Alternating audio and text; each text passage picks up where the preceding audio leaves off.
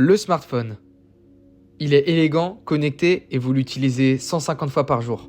Mais son histoire, on préfère souvent l'ignorer.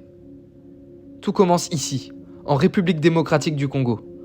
70% du cobalt mondial y est extrait, un métal essentiel pour nos batteries.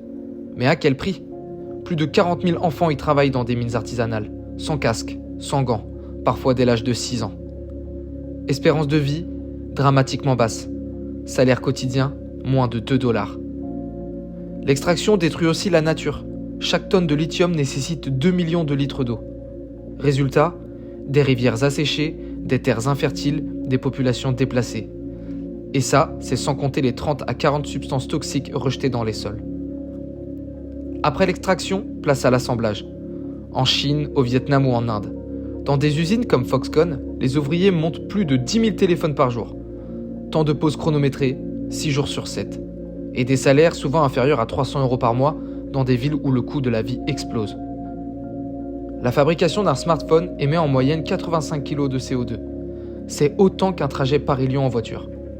Et 80% de cette empreinte est due à l'étape de production. Ajoutez à cela 13 tonnes de matières premières mobilisées pour un objet de 200 grammes. Sur un téléphone vendu 1 000 €, 2 à 3 € vont aux ouvriers, 200 aux distributeurs, 700 € de marge brute pour la marque. Le travail humain est sous-payé, les ressources surexploitées, les profits concentrés.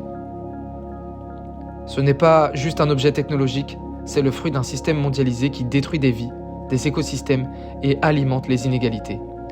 Et ce n'est que la première étape de son cycle de vie.